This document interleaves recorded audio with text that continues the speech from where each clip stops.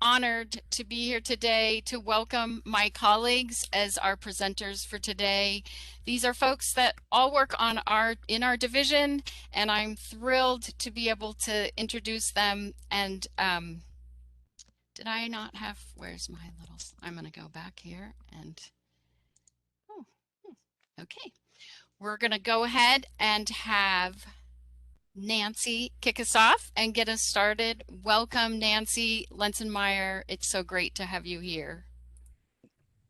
Thanks, Jennifer. And to those of you who have joined as participants, thank you as well. So, I'm Nancy Lensenmeyer, and with me are my colleagues Beth Aguchi and Kathleen Gessinger. We hope you have a favorite beverage at hand and are ready to relax and learn with us. As so many of you do, we spend countless hours online connecting with others while staring at a screen. The reality is, virtual is here to stay. That said, we believe that online sessions can be fun and focused, not only for participants, but also for those of us who plan, design, and host online events. Our goal is to share some connection and creativity strategies that will energize and encourage your audiences to settle in, participate, and learn. We've all been tempted to multitask and disengage, especially when we're in back-to-back online sessions. We found that intentionally including activities that encourage participation and, in some instances, an element of surprise help foster that connection and engagement. This holds true whether we are delivering virtual programs, leading and participating in staff meetings, or planning and hosting online conferences. So we invite you to connect and get creative with us as we share some best practices and ways to learn and to stay engaged. As we begin, we ask you to participate in a brief letting go exercise. Close your eyes and take a few moments to breathe in deeply. Slowly exhale. Do this again, letting go of any stresses you're feeling and center in the moment. Take one more deep breath and slowly exhale. Now, open your eyes. Turn to the right, looking away from your screen. Tilt your head and look up, and then look down. Turn to the left, looking away from your screen. Again, tilt your head up and look up, and then look down. Now, after this gentle stretch break, return your eyes to the screen. Thank you for participating in this exercise. We've included this as a reminder that taking time throughout the day for visual resets is important. But why? Well, studies have shown that Zoom fatigue, which is also called screen fatigue, is certainly real. Stanford University's Virtual Human Interaction Lab identified 4 consequences of spending hours per day on video conference platforms. These include intensity of eye contact, the stress of constantly seeing our own images, reduced mobility as we sit for long periods of time in front of our screens, as well as an increased cognitive load. Jennifer is placing the link to the study summary in the chat. We encourage you to read this not only for details on why video chat fatigues humans, but also for some recommended solutions. It's no doubt that given the amount of time we're online with work colleagues, with family, and with friends, it is no wonder we are fatigued. On the positive side, pivoting to virtual has presented some new opportunities in our professional and personal lives. And we can easily connect with colleagues, family, and friends in distant locations. Many who couldn't attend in-person events now have options. Virtual is safe and has reduced or eliminated commutes and travel expenses. And online sessions offer flexibility and new ways to engage. Of course, there are many more reasons why virtual is also good. So we ask you to take a moment now and consider, in your experience, what are some additional benefits of virtual life? We encourage you to share some of these benefits in chat. We'll give you some time to do that.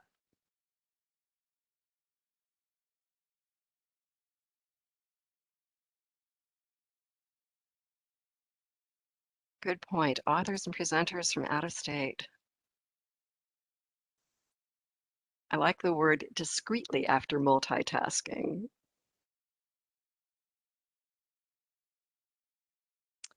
New skills that we hadn't used previously.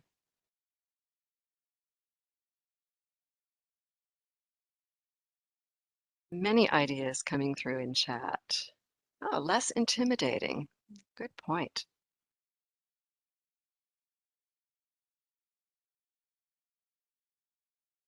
Another good point about encouraging participation from those who would be discouraged by public speaking.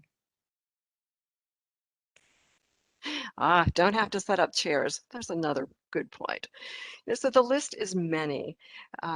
We could keep going and adding to this list for some time. Thank you for sharing some of these great examples. I think it's a good reminder to all of us that even in the midst of our Zoom fatigue or our screen fatigue, it really is important to remember these benefits because they are many. A key message you'll hear in this webinar, and one that Jennifer mentioned up front, has to do with the use of some specific tools. Being strategic in how you engage online, both as a presenter and as a participant, is important. Of the many ideas we'll share, we would like to highlight one up front, and that is learner guides. Learner guides are tools that can help participants focus and engage during online sessions. Although they may vary in terms of content, typically they provide a place to reflect, to take notes, maybe jot down some ahas or action items. They may lead with reflection prompts, such as asking participants to identify their goals for the session.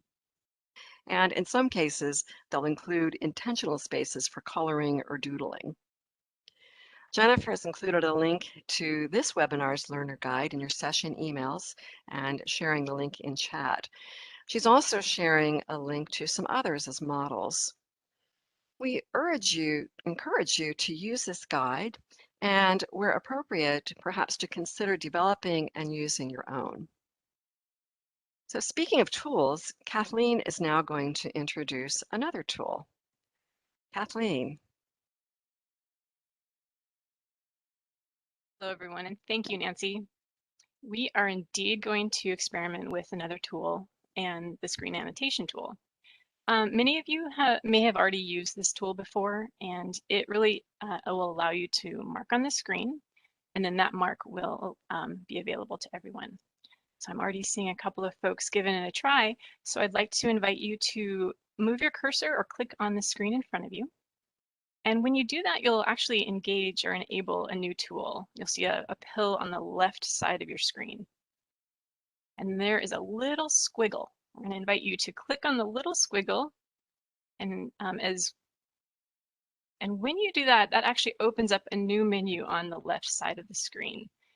So clicking on the squiggle will open up the menu to then see a square. Now here's the trick, everyone. You'll want to click on the little arrow next to the square to enable your check mark. It's a little tiny thing. It's really hard to find, but it is a really helpful tool. So I'm going to encourage you to find the check mark if you can. And I am appreciating that everyone is practicing today. This is great. Okay. Now we're going to be stepping into an exercise in just a moment. So I want to give everyone about 5 more seconds to start or to get their tools. And just wanted to acknowledge that if some of you are joining us from mobile devices or an iPad, you may not be able to, or you won't be able to do this exercise. And so don't stress about that, but we invite you to sit back and enjoy. It becomes a very dynamic view right on the screen, doesn't it? Okay. So as tempting as all of this is, I am going to invite you to take your hands off the screen, off your click, off your mouse. Okay.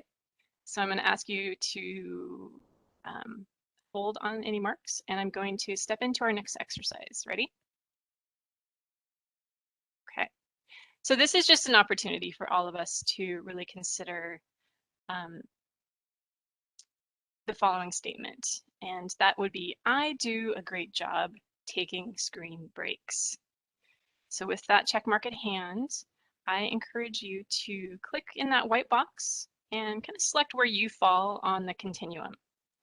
Do you strongly agree with this statement? Do you disagree? Do you strongly disagree? And it could be that, you know, I disagree that I do a great job taking screen breaks. And unfortunately, I probably would end up right over there too. But we think it's a good opportunity just to think about how engaged we are online and how much we are really taking and putting energy into staring at a screen.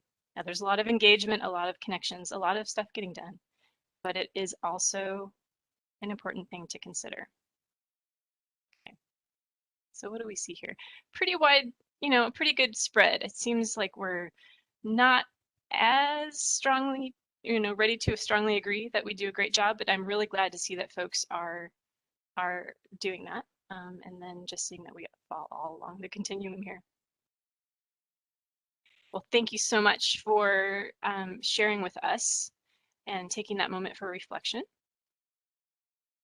And so again, as hard as it can be, I'm going to ask that we now all hold our annotations as we step into our next section. So thank you. Okay. So, you know, as we consider the benefits of being online, like our time together today, we wanted to really highlight the importance of taking breaks. And I don't know about you, but I have found, as many of us just showed on the last screen, that I have, especially over the last 2 years, I've evolved to habits that include really moving from my work screen to a quick break on either the same screen or another device, and realizing that there have been entire days where I have stared at my screen. Not so good. So now this is an exercise that begins with pen and paper. So if you happen to have a pen or a pencil or any kind of writing device next to you, and encourage you to take just a moment and think about your favorite ways to take screen breaks. So using your learner guide as one place to write on, or a piece of paper that you might have next to you, or if you have your phone on a notes piece. But I encourage you to just we're going to take about 30 seconds, and I'll invite you to write down some of the examples of how you take a screen break.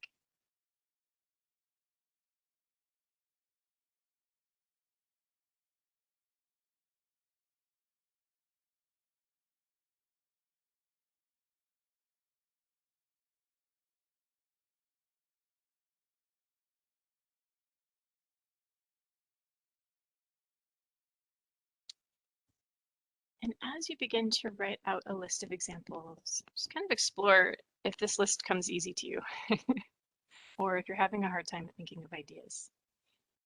These can be aspirational screen breaks that you wish you were doing.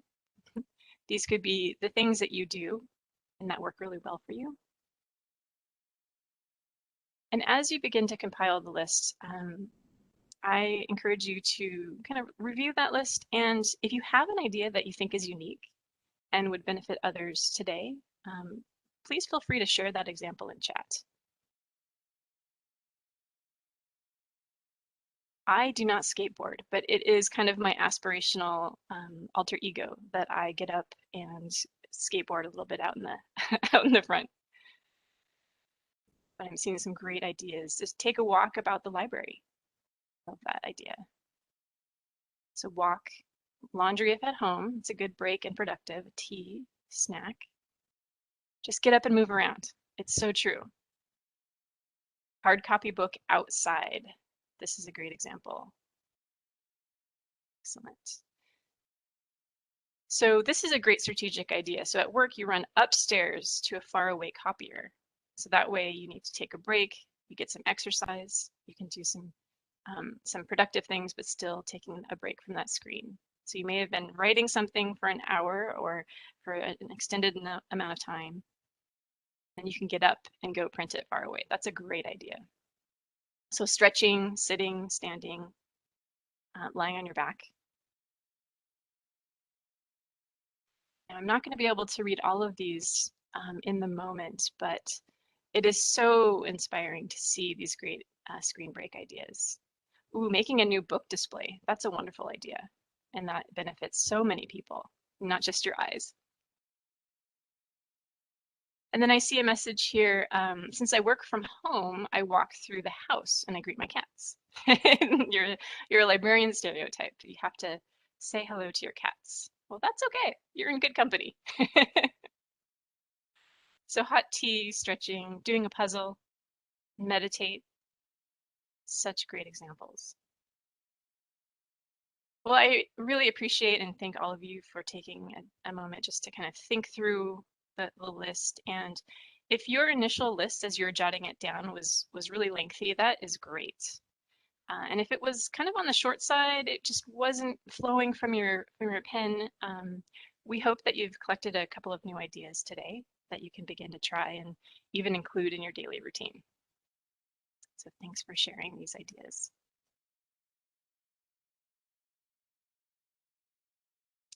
You know, and just as we reflect on the ways we can or should take small breaks from our computer during the day, it's also really important to consider the ways that we show up as participants when we are online.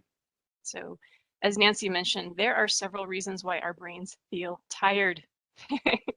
Being online is an additional cognitive load and adding to our already busy lives. It really is exhausting and it can feel lonely. We don't have the same immediate feedback or connections that happen in person.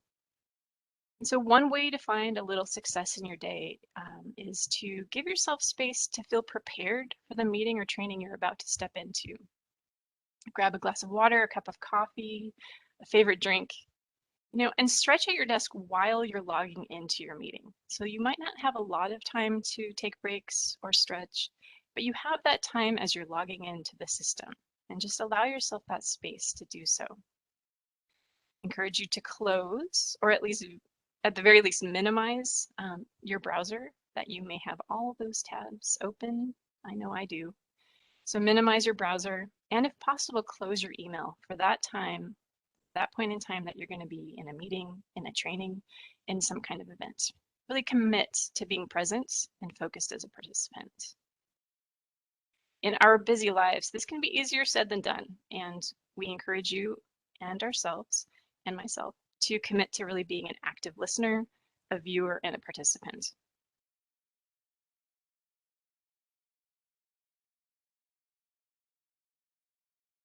So we can all hope to or expect participants will be engaged and active learners. And as a host or a presenter or a trainer, there are ways to really prepare and support participants. So one of those is to plan and design a meeting that is welcoming, right? So prepare everyone for what's at hand. Greet participants as they join the room. And just as you would or you should say hello to someone joining the table in person, say hello to your online participants. It's something that Jennifer models so well in the WebJunction webinars. And if your group is small enough, greet people by name. Hi, Nancy. Hi, Betha. Welcome. I'm so glad to have you here today. You know, we often sit in a Zoom room, quote unquote Zoom room, in that awkward silence, waiting for the clock to tell us when it's time to start. And that silence can actually add concern or confusion to an already isolating experience. So as a virtual meeting host or producer, let people know that you see them joining, welcome them, and use the opportunity to actually connect and share.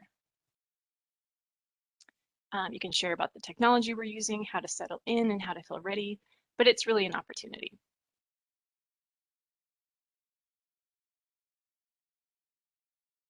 So next would be really to help participants get ready to be participatory. So communicate that you're looking for feedback and let folks know how they can best do that at any time. So set the expectation early. Are you looking for a chat response? Should they turn to a certain page of a learner guide? How have you planned for participants to engage? It does take some planning ahead of time. How have you planned to communicate what they'll need to do?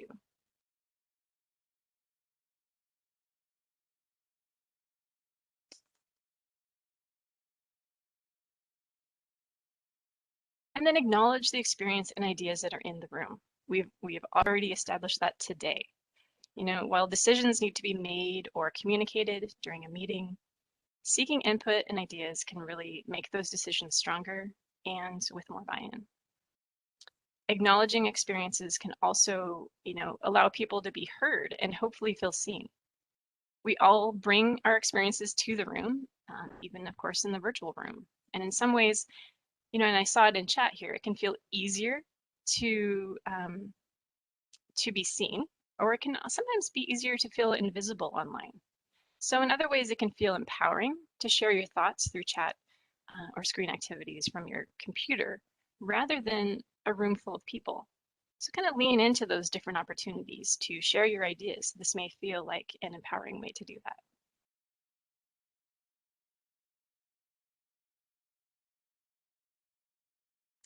And then provide orientation to the platform and any tech that you're using in advance.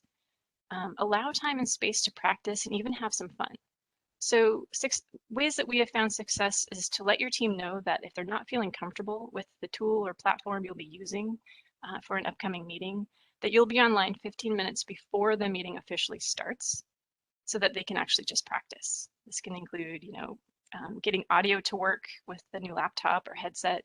It can include practicing annotation tools or video backgrounds if you're using tools like Zoom or Teams. But practicing the technology side of a gathering when the stakes feel low before a meeting can really set us all up for success when we want to focus on the content and reflection and not, you know, where to find the right button for your audio or annotation tools. So, you know, empowering participants in our virtual world is incredibly important and is really a key to our success.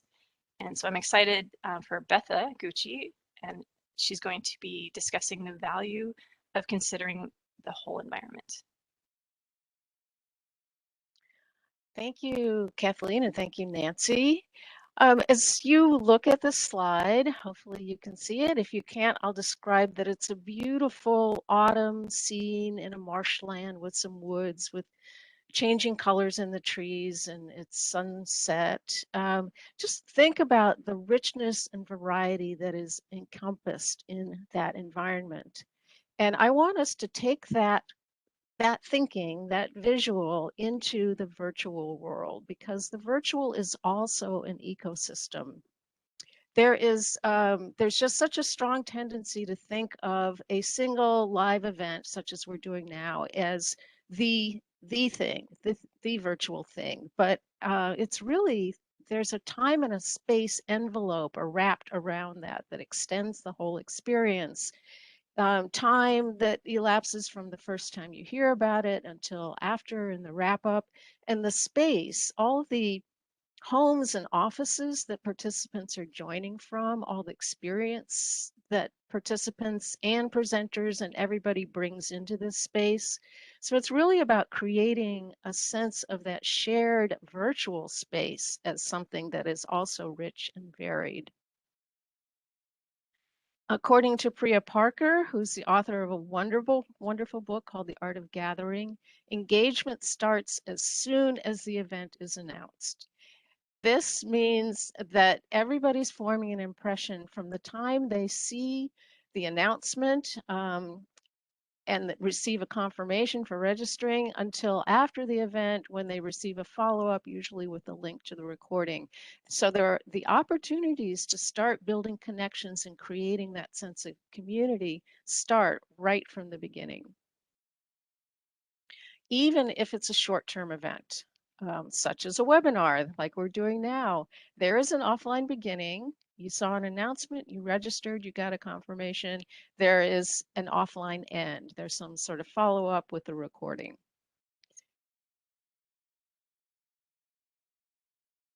If you're looking at an extended engagement, maybe a course over a series or a series of related live online webinars on a topic or a series of meetings, that really emphasizes this whole environment idea.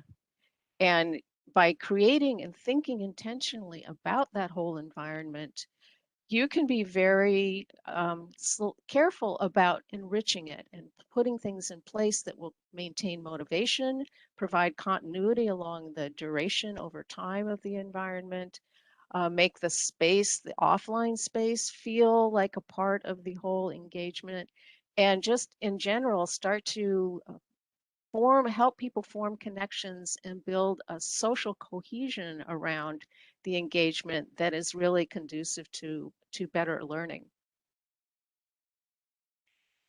From the beginning, there's a tendency to focus on what are we going to do in the live online event. Instead of focusing on that, the primary focus really is the people. It's all about the people. So setting it up, and Kathleen talked about a lot of this, ways to empower the participant right from the beginning, being welcoming with your confirmation message, providing orientation to everything. I feel like it's very essential to have some sort of an asynchronous conversation space, whether it's a discussion forum or some other way that you can construct for people to talk with each other and introduce themselves before they dive into the learning material. Just who's here in the room? What are your favorite movies? What do you like to do in your off time?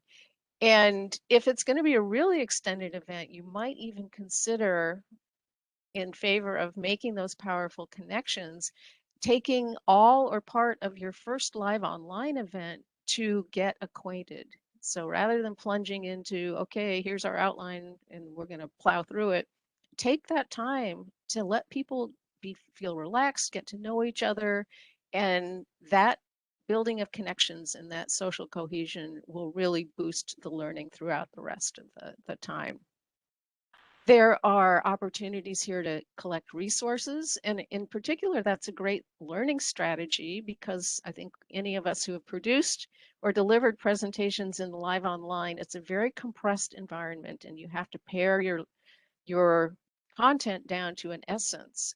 You don't have time to talk about everything. Well, this offline space is a wonderful sort of library to add additional resources, provide readings, maybe ask people to read something before they come to a session. And then this also includes that wonderful learner guide that Nancy described so wonderfully.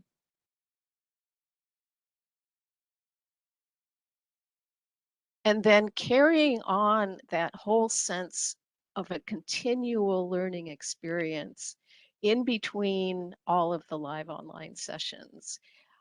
Wonderful way to do that is through those discussions. They can be reflections on what was spoken in the live sessions. They can be, you can introduce new discussion questions related to the material. It's great to have assignments, small assignments that just help people apply what they heard in the live online.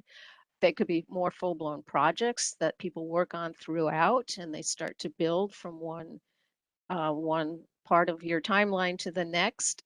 You might want to break people into subgroups where they can form more personal relationships with other individuals.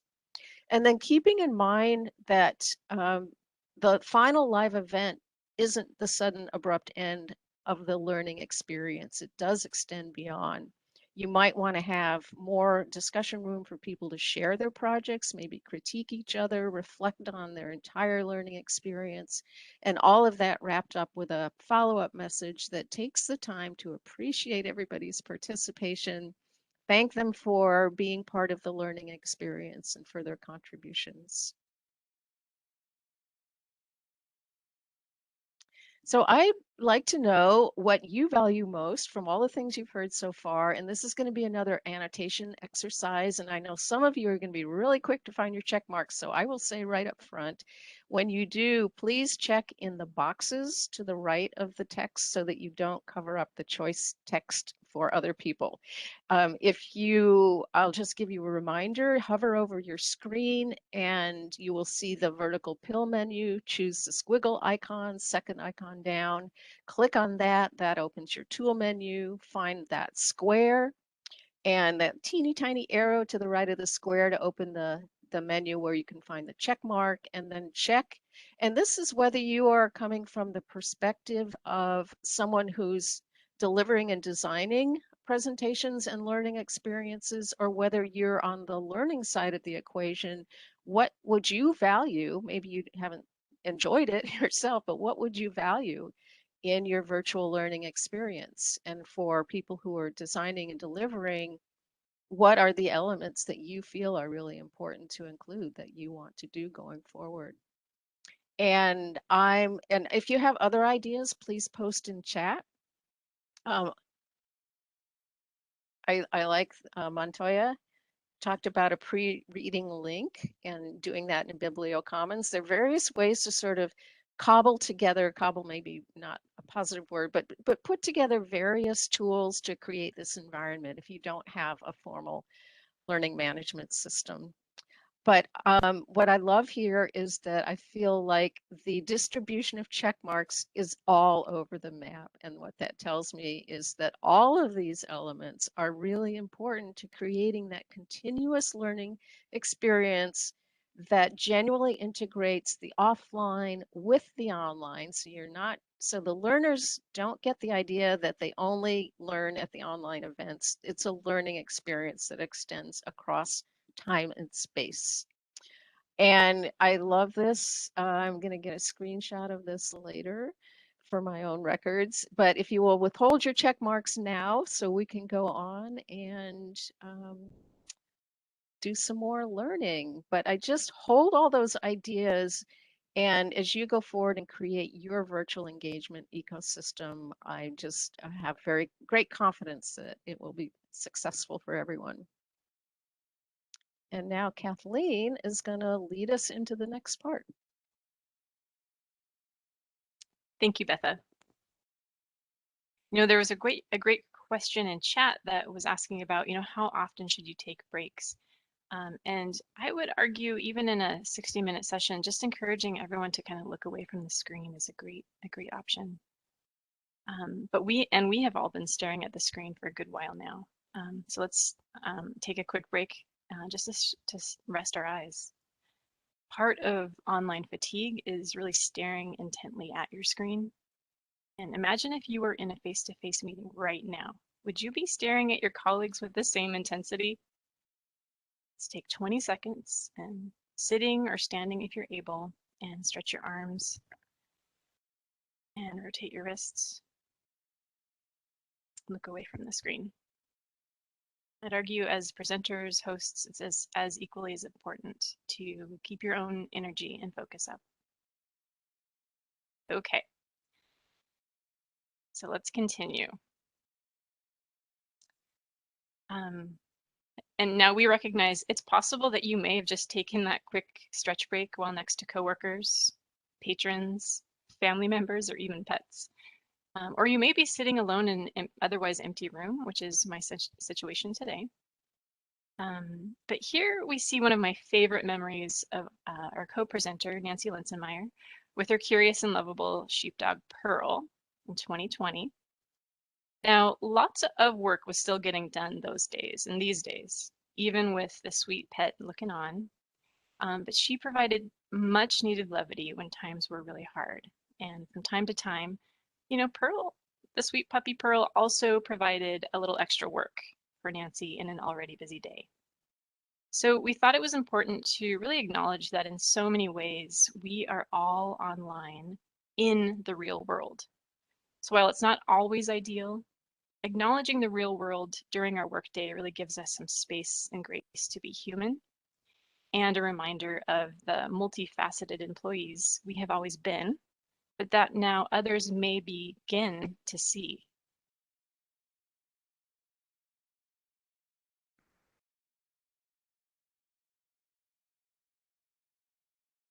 So virtual is here to stay. I think it's pretty safe for all of us to say that. And we may be stuck online, but that doesn't mean that you can't build in fun and really still get things done. So having a clear meeting agenda is still really important, but we just wanted to kind of offer that opportunity to consider, your modalities. Are you speaking to a group? Will you incorporate breakout rooms for small groups or, one-on-one conversations? How will you build in engagement? You know your audience and your meeting agenda needs best, but consider really the purpose of your event and tap into that creativity. Now, it's been our hope to model some of these activities to see if any resonate with you, and if you might consider adding something similar to a meeting that you're planning to host, in the near future or, looking far ahead.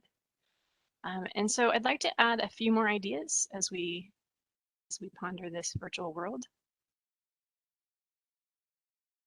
So some simple ways to begin. For smaller meetings or events, if you're using Zoom or other virtual tools, turn on the video so people can see the real you. I think we've all really evolved to that as a norm over the last couple of years. But we are not avatars in face-to-face meetings, so we encourage you to mix it up and include the real you working from wherever you are.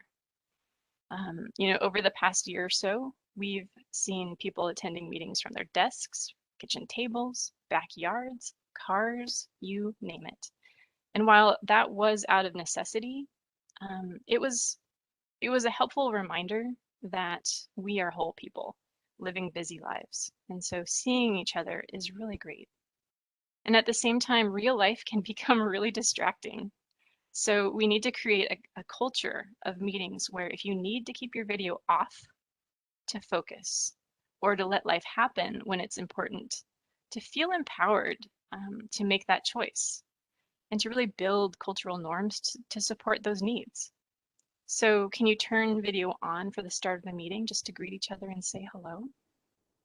And then maybe turn them off to focus, on the conversation or the rest at hand. And then one addition to consider is adding a virtual background to your participant video. There's really a range of options and existing images, free images that you can add. And we have shared a link that has a nice little collection of images that you can share. But we had, Nancy and I had some recent success leading a 3-day online convening, and where we invited a room full of school librarians to add a virtual background of their actual school library. And it was such an easy, quick, fun way to connect. And throughout the full 3 days, we easily felt like we were able to enjoy each other's spaces, get us, a view into their library space during an otherwise very virtual meeting.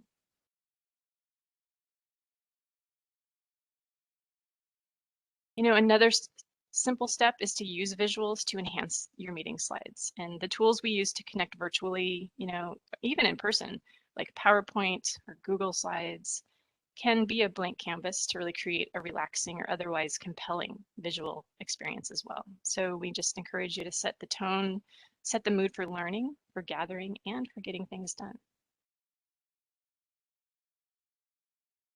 And then finally, the last thing I'll share is that one way to keep cognitive overload, or to reduce, one way to reduce cognitive overload is to keep it simple. And, share one idea at a time, one slide at a time. If you're running out of room on your slide, how can you break it up so that your participants are really focused on bite-sized learning?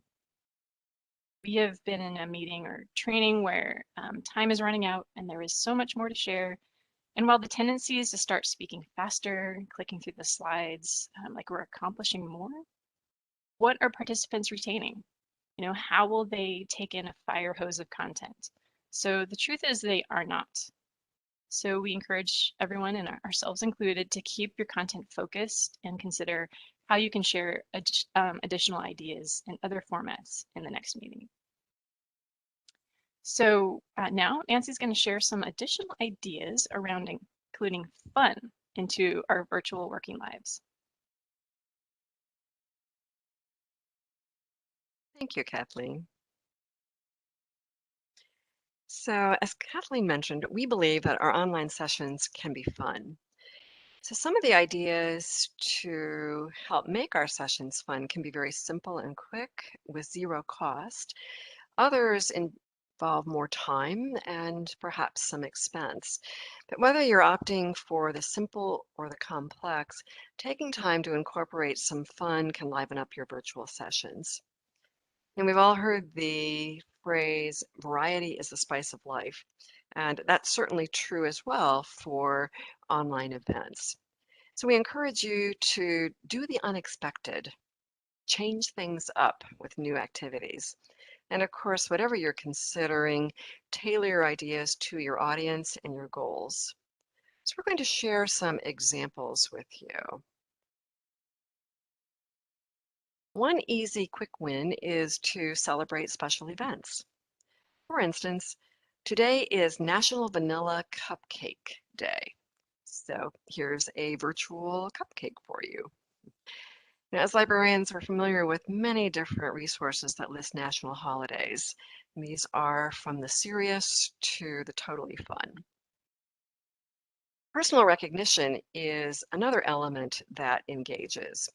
Birthdays, anniversaries, individual and team accomplishments can be acknowledged creatively and easily. Here's an important note. You don't need to do all the work as an organizer. You might consider asking your team members to select their backgrounds or perhaps submit their own photos and slides of accomplishment.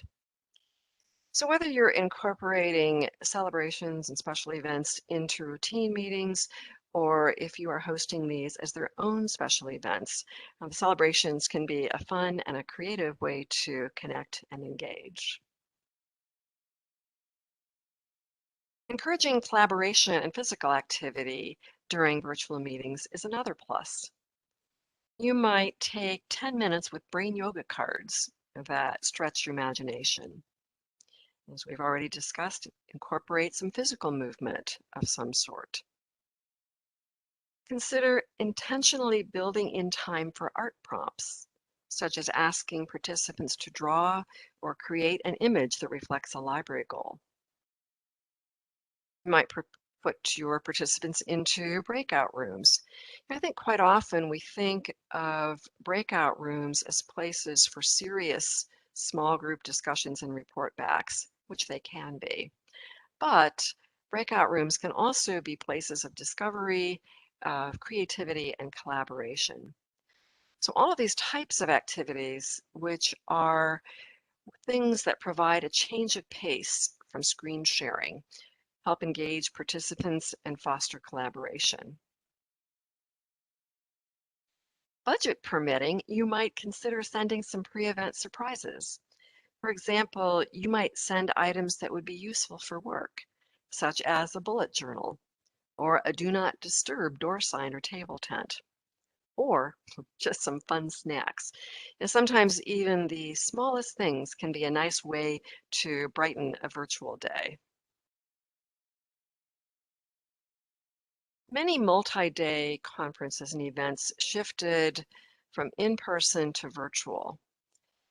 If you are one who plans such events, you might be able to shift the budgets that were originally intended for transportation and lodging to meeting boxes.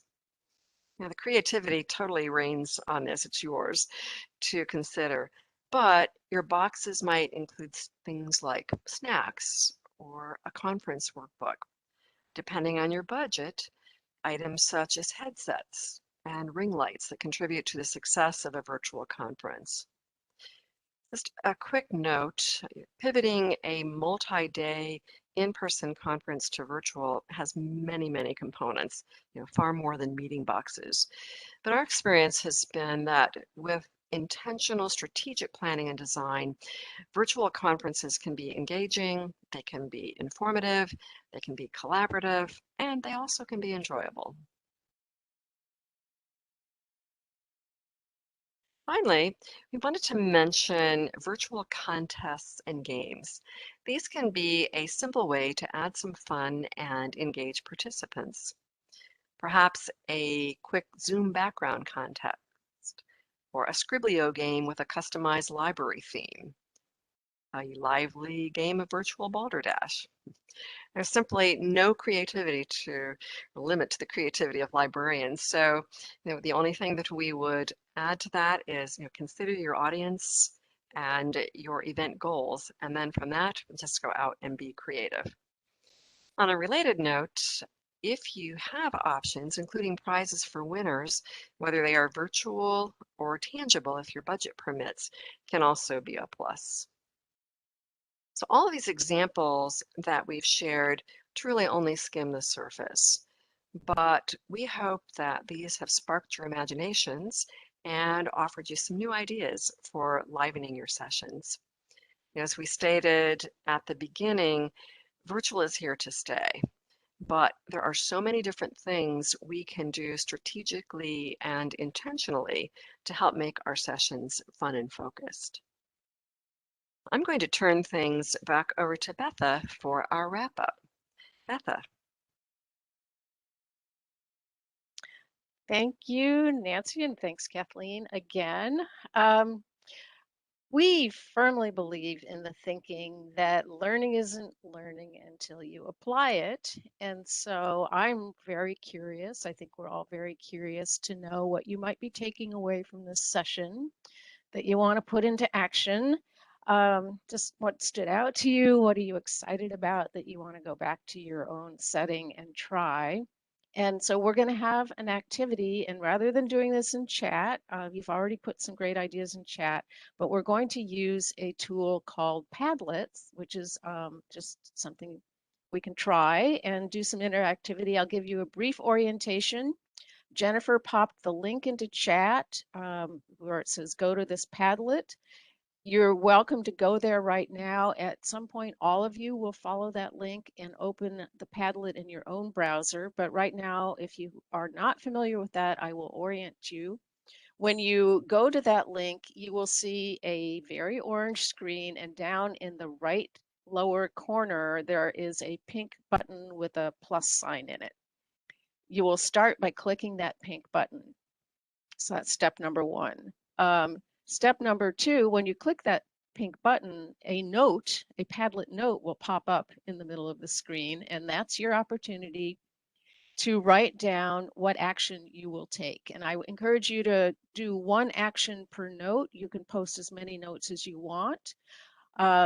Just give a brief, very brief phrase of what the action is, and then in that second text box, you can add some more details about what any customization or anything you want to say more about the action. You do have an option in that middle area of the note to add photos or links if you really want to get creative. And when you have your note the way you like it, you will go to step 3, which is you find the publish. Again, it's pink. They like pink at Padlet. Find that pink publish button and click that, and your note will appear on the screen. There are a lot of us here. A lot of notes are going to be appearing. You may have to scroll down to find yours. Yours will be they appear in chronological order. So hopefully you've got all that, and the link is being put in chat numerous times, so you won't miss it. So if you go there, I will also go there by sharing my screen so that we can see it all happening. And wow, okay, I'm not surprised, but there are a lot of notes here already. And you also might notice that you have the option to, if you like somebody else's idea, to click the little heart. It's just like Facebook. You like it, click the heart. And just looking at, okay, love it. I just had total confidence that this group would be very creative and expansive in the ways you engage. Oh, well, of course, my eyes latched onto the note that says this was an excellent webinar. So you're going to take screen breaks, engage more participants. You're going to do welcome icebreakers. It's always a great way to just do, even if you just want to devote a little bit of time to getting people to feel relaxed and feel more collegial. Just do a 5-10 minute icebreaker at the beginning. That's always a good one. It works in person too, so why not in virtual? And providing more opportunities for interaction, including eye breaks. Yes. For people who are very visual, we like to have breaks where we're looking at something nice and relaxing or looking away from the screen.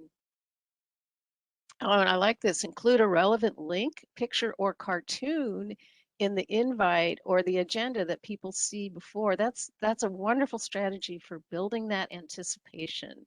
So taking advantage of that time between the announcement and the first live event, don't let that go to waste. Use that to build some anticipation, start to build connections. Greeting participants as they enter the meeting. I have, even within the last 2 weeks, been to an online webinar where it was absolute silence, couldn't see if anyone else was in the room, and the whole time leading up to the top of the hour, I'm wondering, did I get the wrong link and I'm in the wrong? So that's huge. I just feel like that's really important. I like somebody's going to do a background contest.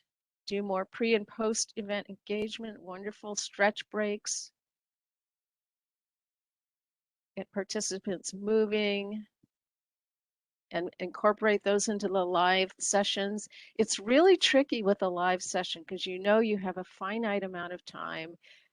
Almost always presenters want to cover more than they have time for. And then to say like, yes, but we're going to take 3 to 5 minutes for stretch breaks. But just knowing in the bigger picture, that's going to enhance learning. That's going to enhance learning better than squeezing a little extra bit of content.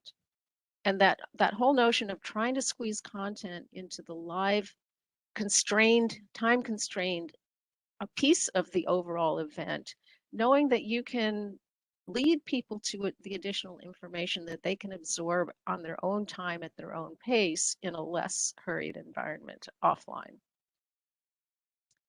Adding fun to Zoom meetings, yay. Having lots of learning experiences, switching it up mid-meeting by inviting people. I'm having a blast looking at these, but Jennifer, are there any questions that we could take this opportunity while people are having fun on Padlet?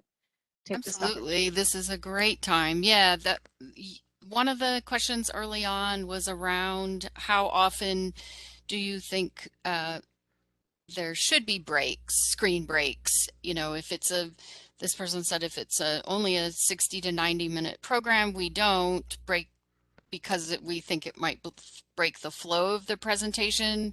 But if it's a longer session, then yes, that makes sense. But you've been touching on a couple reasons why even maybe in the shorter session, breaks can help the learners reset or certainly physiologically affect how our eyes are working or our ears are focusing. So any other thoughts on that in terms of deciding how long the session should be when you decide to add a break?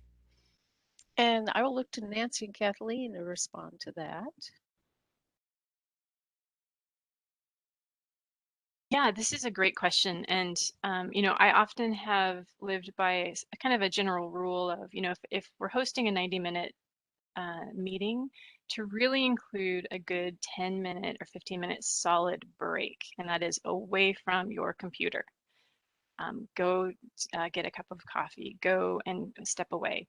But even in an hour-led session, as we shared today, taking 30 seconds to remind everyone to take a nice pause, to look away from the screen, can be a really efficient use of time. So that 30 seconds can really help re-engage folks.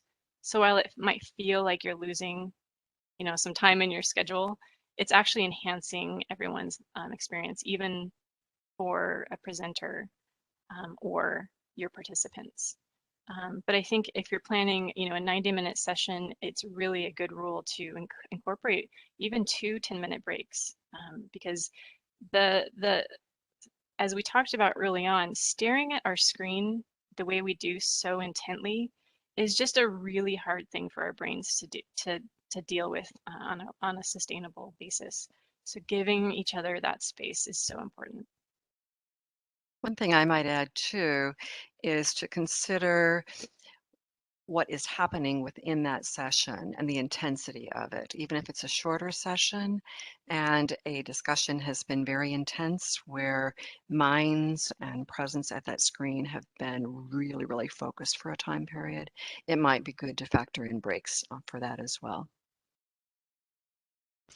Excellent. And there was another question in terms of handouts or pre-work. You all kind of touched a little bit on that, but they were wondering about the pros and cons. So I'd be curious if you've experienced situations where maybe pre-work was assigned and folks don't do it. How do you encourage that or address it? Obviously, again, depending on the kind of session it is. Kathleen, you're nodding in agreement. Well, I think it's the one thing I'd add is just to be realistic in what we're asking each other to do before the meeting. So for example, we posted a video, or rather a quick article. And so we figured it was kind of a low barrier, low entry to participation. It's a quick read. But if you were to ask folks to read an entire book before you joined the meeting, or just really think about what would be a reasonable way to encourage people to not only do the thing but feel prepared and feel successful stepping into the meeting rather than feeling behind and feeling overwhelmed before you've even had your meeting. It's just thinking about that balance and time. And I'll add that you need to be prepared that not everyone will do the pre-work. And so rather than assuming everybody's done that, start with a little bit of a summary or some and help people move into it even if they haven't found time to do the pre-work. It looks like we're running up against the top of the hour. I'll just say one thing about Padlet as I stop sharing is that this board and that link will stay live. And if you want to go there and keep adding, you can do that. I'll keep it live for the next month. And with Padlet, you can turn that into a PDF, which we'll do and we'll share with the resources here so that you can preserve everything that was created. It's a wonderful tool, and thank you all for being such wonderful participants. We kind of did the comments and questions, and we are all three of us available to be reached out to if you have any further questions, thoughts, just want to have a conversation about this. We'll do that. Fantastic. Thank you so much, all three of you. My apologies, I did not have good practice at the beginning of the session to have your names and faces. It was great to see your video. Somebody posed a question about how virtual 3D meeting spaces might help with engagement, and that's a whole new world that we'll have to see, right? Oh my. We'll keep practicing here in the, I guess, 2D virtual world. But thank you so much, Nancy, Betha, and Kathleen. Again, there are lots of additional resources. We will be sure and update the event page, and as Betha said, share the summary of the Padlet. And this is a huge area of passion for us through our webinars, through our projects. So we look forward to keeping the conversation alive. And thank you again, everyone. Have a fantastic day. A couple reminders, we will send you the recording once it's available later on today. I'll also send you all a certificate for joining today's session. You don't need to request that. I'll send it to you next week. And I'm going to send you to a short survey as you leave the room. We encourage you, if you don't have time now, the link will be in the email as well, but we love to collect your thoughts on the presentation, and I'll be sharing that with our presenters today as well. So thank you all. Thank you to our captioner. Everyone have a fantastic rest of your week.